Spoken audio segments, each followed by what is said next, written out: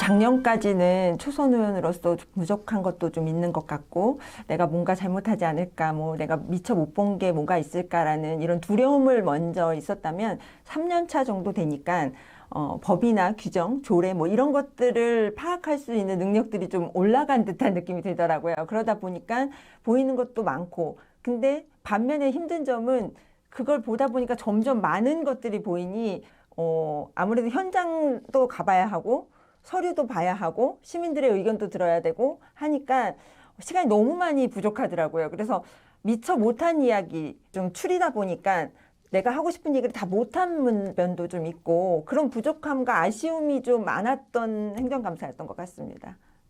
가장 처음에 집중했던 내용은 90년대 초반 저희가 중동 신도시를 만들었을 때 시에서는 정책적으로 부서 주차장을 기계식 주차장으로 많이 권했어요. 그래서 지금 시민분들이 많이 보고 있는 뭐 중동이나 상동 먹자골목에 가면 기계식 주차장들이 많은데 거의 30년이 다 돼가 있는 시설물입니다. 그런데 그 부분이 지금 굉장히 노후화돼 있고 그리고 뭐 잘 작동 안 하고 있고 사용도 안 하고 있고 그래서 그게 흉물스러울 정도가 아니라 주차장의 기능도 못하고 위험물로 거기에 쓰레기도 쌓여 있고 각종 시설물들이 막 쌓여 있다 보니까 굉장히 위험한 시설로 전락해 버렸어요. 그래서 이번 행감 때 그거에 대한 근본적인 대책을 좀 요구를 했습니다. 그래서 부서에서는 자주식 주차장으로 전환하겠다라는 답변을 하셨는데 그 문제 같은 경우 2010년도에 이미 지적했던 사항이고 자주식 전환을 하겠다라고 대대적으로 발표를 했던 사항입니다. 그런데 개선이 안 된 사항이었거든요. 그래서 그 부분에 대해서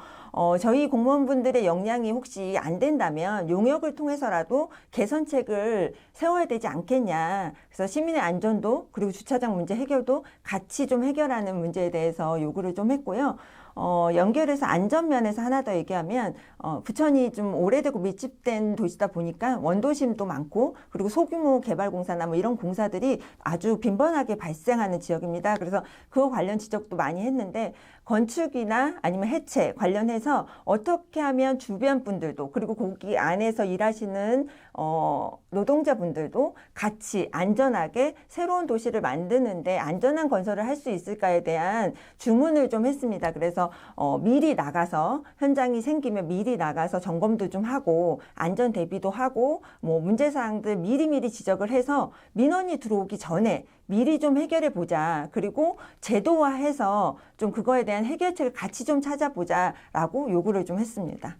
한정된 예산으로 우리가 정책을 펼쳐나가야 했기 때문에 저비용으로 극대화할 수 있는 정책들을 해야 한다라고 항상 주장을 하고 있는데 아마 지난 행감 때 그래서 그 여성 안심 택배에 대해서도 예산 대비 효율성 그러면 어떻게 개선을 해야 되는지에 대한 이야기를 했었거든요. 근데 이번에도 그 비슷한 이야기로 그 아파트 같은 마을 주차장에 대한 정책에 대해서도 그 주장을 했는데 주차장이 부족하기 때문에 기존의 소규모 공동주택 개발할 때 주차장을 더 한 면을 넣고 그거에 대한 건설비는 시에서 부담하고 그리고 거기에 플러스 그 땅에 임대료를 내면서 저희가 주차장을 사용할 수 있게 되거든요. 근데 그 비용을 계산해 보니까 한 면당 금액이 9,400만 원 정도 조선 비용이 들더라고요. 그런데 반면 저희 시에서 주차장 부지를 구입하고 그리고 주차장을 건설했을 때 5년 동안의 평균 비용을 보면은 1억 80만 원 정도 됩니다. 그러면 차액을 대충 계산해도 한 6, 700만 원 정도밖에 차액이 안 나거든요.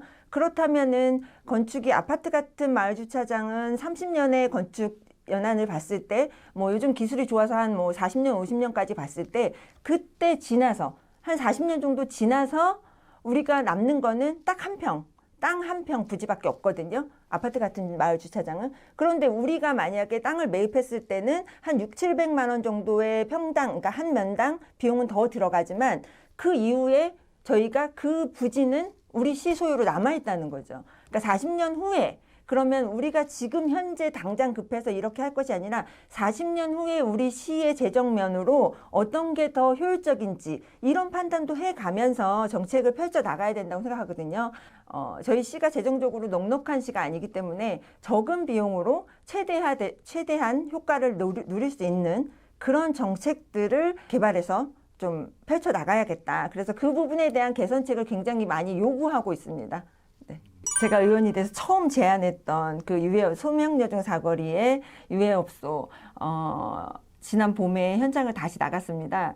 너무 뿌듯했어요. 지금 솔직히 작년 연말까지 올 초까지는 마음이 조금 무거웠던 이유가 유해업소들은 없어졌는데 빈 공간으로 계속 남아 있었어요. 그래서 솔직히 유해업소라서 없어지는 건 맞는데 그 건물주분들한테는 그래도 임대료를 받아야 하는 생계인데 굉장히 죄송스럽더라고요. 그런데 이제는 거의 다 들어왔어요. 그래서 다시 다 이렇게 다른 업종들로 들어와서 영업을 하고 계신 걸 보니까 제가 마음이 너무 안도가 돼서 너무 기뻤습니다. 그래서 아이들을 위해서 좋은 환경도 만들어주고 건물주 입장에서는 수익도 계속 낼 수 있게 새로운 업체가 들어오고 환경도 바뀌고 해서 굉장히 뿌듯한 일이었습니다. 85만 시민들을 위해서 부천시 의원으로서 제가 3년 동안 가진 노하우를 가지고 조금 더 도움이 될 만한 일을 더 찾아보고 개선하고 제안하고 바꿔가도록 노력을 하겠습니다.